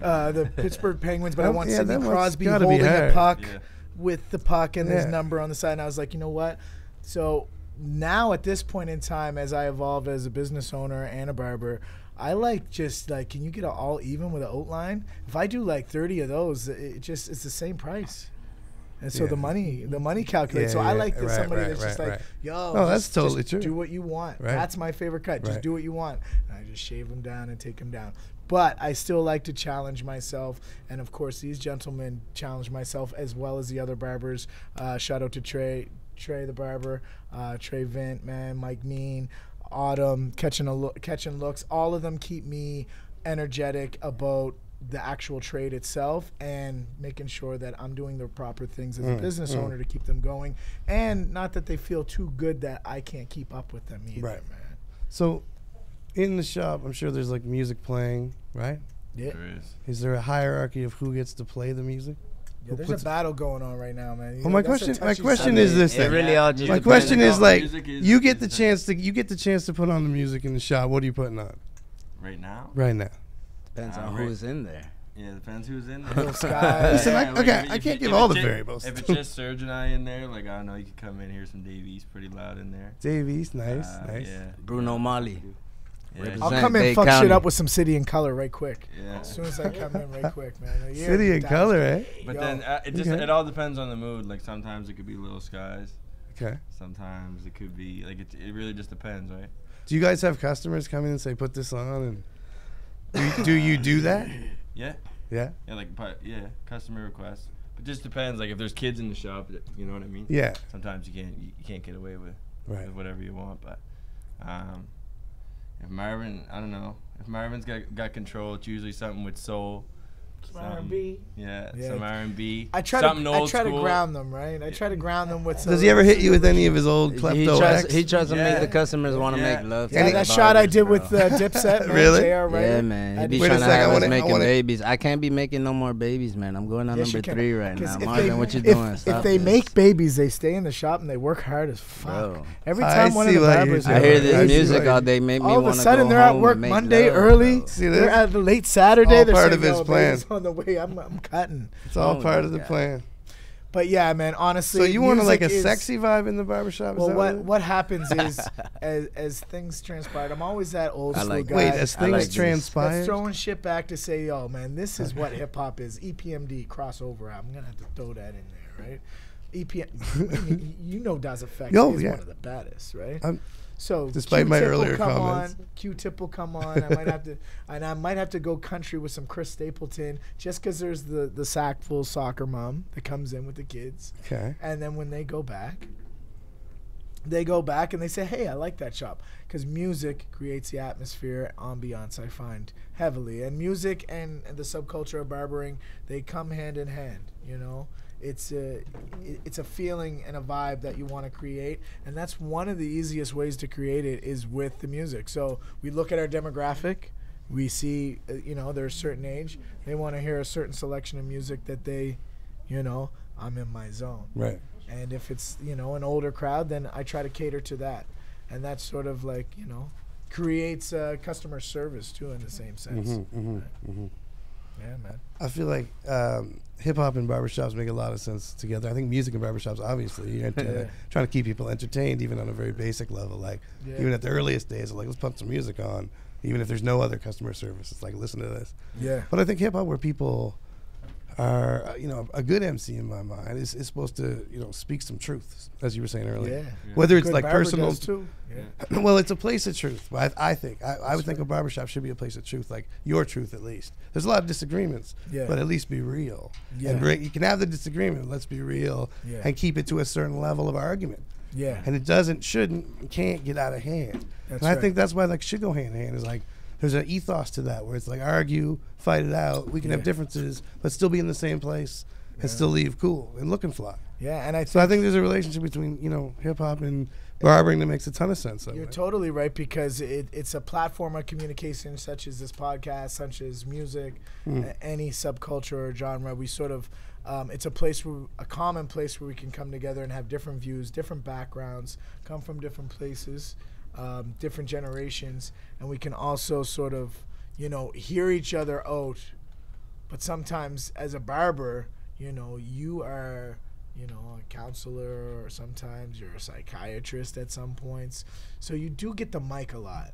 So we do, sometimes I abuse that, and I don't mind abusing it, but I'll still hear and respect other views and make sure they're heard. And those conversations is what wakes me up and lets me know I'm doing the right thing. Because it's a community still, and it's a vibe that when you're coming in here, we're allowed to share opinions. We're allowed to talk about politics as long as it's in these restraints, that it's not getting violent and we're not insulting people because of their views, but we're hearing each other in a place of understanding.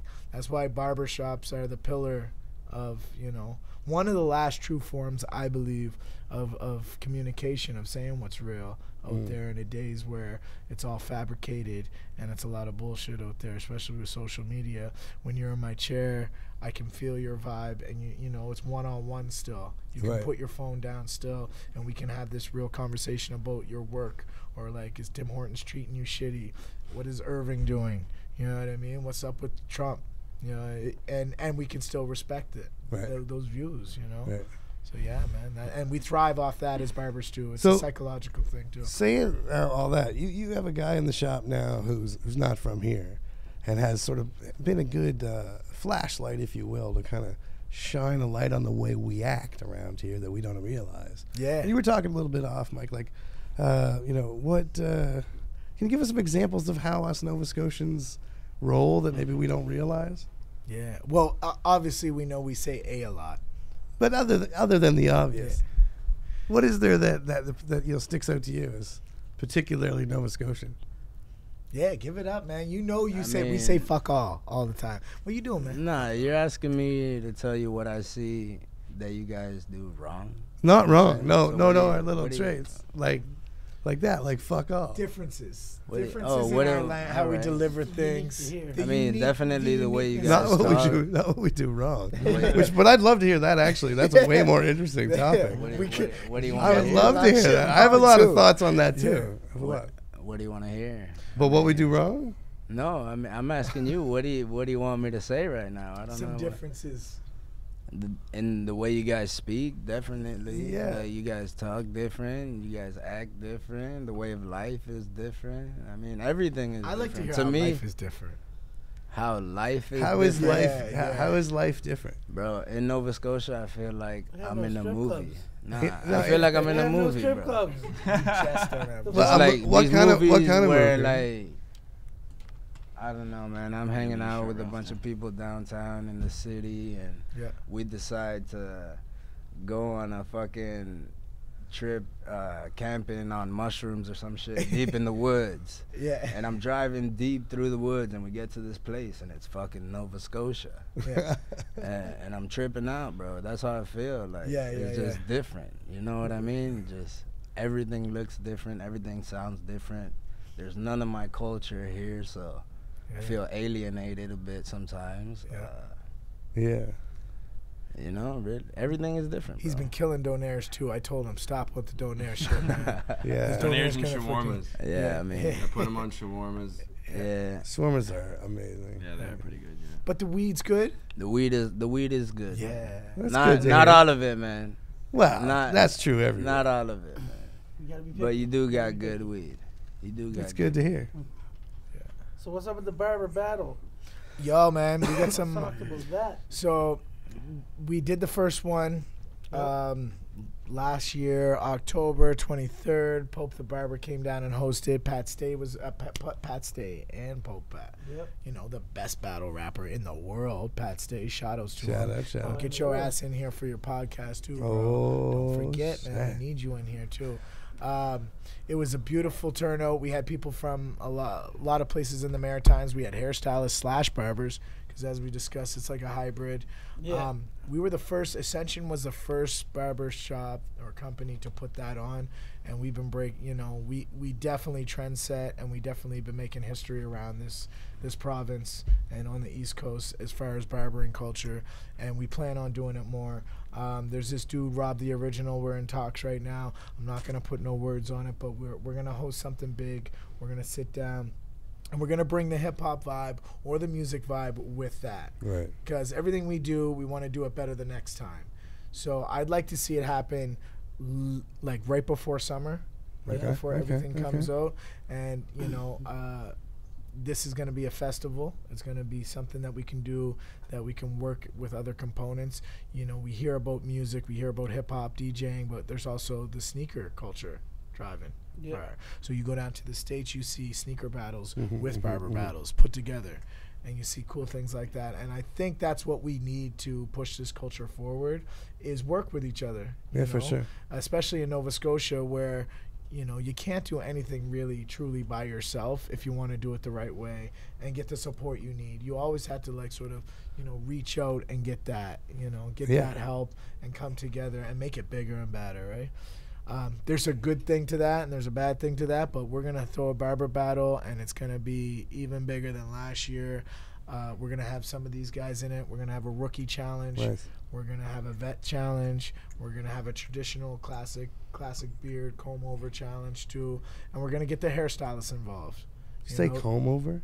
Yeah, there's a lot of that, man, and it's getting out of hand.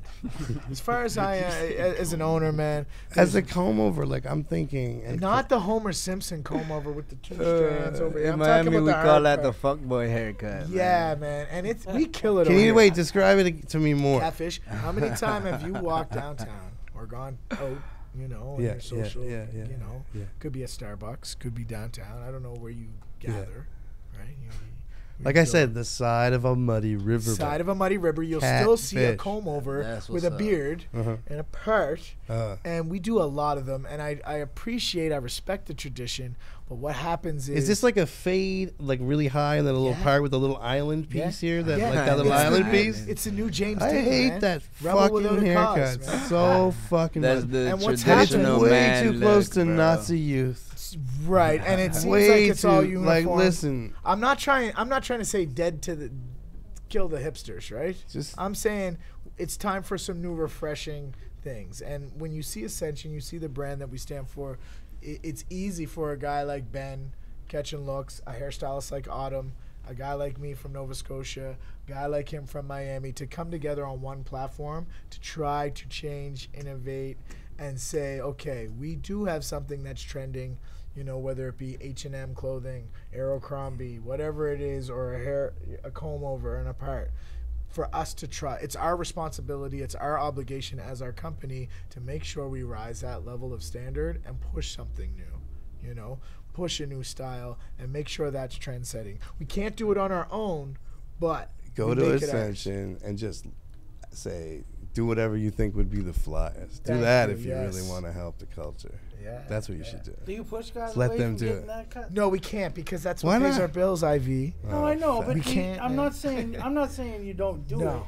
But I'm saying if somebody comes in and wants, No, we You'd be like, definitely "Oh, really, we really, definitely really?" embrace, because the customer is always right, and No, that no, is no, our I know, standard. no. That we don't the same way we don't It was push them just- from I their was just views. asking if you ever. The customer's money's always right. Oh, Yeah, yeah. If they have So it. what happens is They have to have I've that wrote part. this wave previously. We wrote it with the faux hawk. So the faux hawk was Ugh. 10 years back. There was the braids with the outline. I mean, I'm one to talk. You Rhymes. just don't like You know any the haircut customer. because you don't got no hair. That's what I'm talking about. Bro. No, Yo, but we have Could be scalp, true. But we have scalp pigmentation coming in, so we're gonna I do don't that. even. No, we're Yes, not you're gonna do you're our- that. Yes, you were gonna be our first customer. Wait, guys. what? Yeah. Like I said, when Get like your I hair said, back, bro. when We're you bringing it said back. when you bringing said it scalp back. pigmentation, I said, can you give me dreads? And Yes. I stand by that. Actually, joke. you can now. That's 'cause of hilarious. That what was that? What's That'd be a lot of scalp pigmentation. Actually, you can. You'd have to build it up. You would look dope with some tattooed cornrows, though. Yeah. Yeah. No, what? tattoo Beard. The bearding cornrows. That's been done and it looks good. Did you get that done? Actually, Yeah, it looks good. who did it? Unnamed. Can't mention it. Oh, okay. Okay, so she's not really a hairstylist. Just I can't continue. Yeah, it this was line just of a one conversation. Don't worry about crazy it. man. Listen, there's a few. Next This can be topic. edited. I'm too. usually Next very question. open, but that's just one. That just, It was a Freaky Friday. Doesn't give up It the was- sources. It was Next a Freaky question. Friday. yeah. Next question. Next I question. don't like this role reversal. I played the fifth. That's right. You plead the I fish. did not collude you with plead Russia. the fish. Well, we definitely want to booth. that Wait. Barber battle. Plead the though. Yeah, we're gonna put that together. There's always big support, and we're gonna keep that moving. We're also gonna start some new trends coming up that you're gonna see in the new year. Very cool. Right. What you guys have going on, this communication and this platform about the industry itself, I think also needs to hit its platform of communication when talking about some of the issues that are going on with the barber trend, and especially in Nova Scotia, and how we want to move it forward. There's a lot of silence about it. There's a lot of struggle politically on that kind of level, and I think the best way to change things is just talking about it, man, and just having an open line of communication and understanding. You have hairstylists on one side, you have estheticians on another, and then you have barbering traditional men's classic, and then you have barbering new school, right, where we offer everything. And I think the old and the new and the styling, I think it needs to all come together. We were discussing this a little bit about hip hop, that's sort of necessary for us to move forward, that we all meet on the same playing field and sort of delegate, this is what this is what this is, and we can all be together and, move forward in another light. Yeah. Right? Because right now, I find there is a little bit of tug of war, especially down here in Scotia. We tend to lag behind. And we also tend to be very like crabs in a bucket type situation. Yeah. Where we pull on people the minute Yeah. they start to have any Yeah, success. man. Like, I come into the Barbers Instead of Association. being like, get out of here, help. Yeah. Not get out of here, but like, actually get out of here, but like, get where you're trying to go. We're Yeah. like, come back here. Yeah, and I think Come it's back also down about here with understanding me. that too, to know that, like, okay, Something I see, bro. if Serge comes Misery in loves here, company. for That's example, what I'm talking about. It or should be on the Ben- license plate. Ben may come Nova in. Scotia Mystery loves coming. And Ben represents a new style of cutting, and he represents a new wave of cutting, and he's representing a new trend that if I'm an old school barber or I'm an old school MC, you can correlate it the same way. Sure. That, hey, listen, my business relies on us staying this way, and that you threaten us. So in order to break that, we have to understand maybe why we think that way and respect that a little bit. And say, oh, wow, all these new barbers are using social media, so we have to adapt now. Right. Yeah, you do, and Yeah, we can help you with that. Sure. And we can help make Right, that right. movement happen, right? Yeah. So I think we just got to push forward, and we got to do that together. And that's what Ascension represents, is Word. moving. Thank you moving the guys. process forward. Thank you guys so much for coming in. Before we wrap it up, just for people that want to check out what you're doing and just tying in with what you just said about like social media, maybe if you guys want to like look this in this camera here and like give some shout outs, but also like your IG and like whatever, so people can check out what you're doing. So my name is Ben Fisher. We need those shout outs though, You for can real. find me on People at Instagram, home are dying. searching up Ben Fisher. There's probably a million Ben Fishers, but you can find me on there if you look hard enough. You can check me out on Instagram at Fades by Fish. Fades by Fish. Yeah. And that's it. That's all I got on the go for social media. I was gonna start a page on Facebook, but I don't really keep up with it that much. Yeah. It's just my Instagram. I think Instagram's the way to go. Yeah, I think it's the platform for yeah. that. Yeah, I was doing a bit on Snapchat too, but I get more feedback on Instagram than anything else. So. And any shout outs to people, loved ones, Jesus. Shout out to Marvin for getting a hold of me and bringing me down here, actually, just to give me the opportunity to be on here. Word. Thanks for coming in. Shout out to you guys. Hell yeah. Yeah, you guys for having me in here. Hell yeah. No. Cool. That's it. Yeah. Yeah. The dude. Hey, by the way, are you a fan of the movie The Big Lebowski? No, bro. Really? Don't know it. That was a terrible movie. But in there's a character named The Dude. The dude. Yeah. I'm sure I'm not that dude though. No, you're not. You're not. but it might be worth like. It's more like a Devin dude. It's a different character. But yeah, you should check it out. I think. All right, Get you back with like a check out critique The of that Dude. movie. That'd be What's good. your Instagram? I check out the dude. Yeah, man.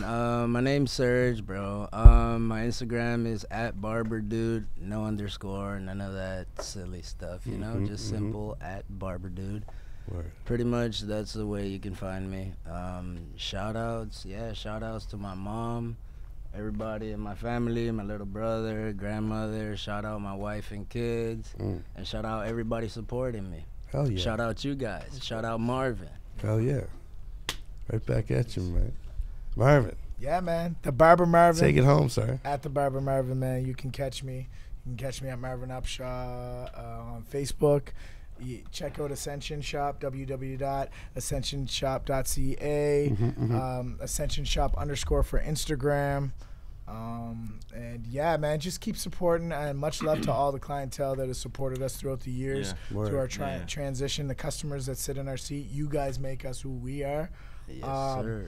And especially this cut, man, there's nothing like this that, this is new, this is innovative, and that's what our company thrives on, is a new platform for communication and getting the word out and having real conversations. So definitely support you guys in anything you guys do. You're gonna see more of us, and you're gonna see more of them. So much love, tune in. Word. And yeah, man, Thanks, let's man. get it on, man. It's a beautiful time. Stay fresh, gentlemen. Thank you. Respect. Another great week. See you again in a week. People listening at home, tell the people that you care about them. It helps the world be a smoother place for us all to live. My shout outs are just to Bezzy. Love you, brother. Yeah. Little man.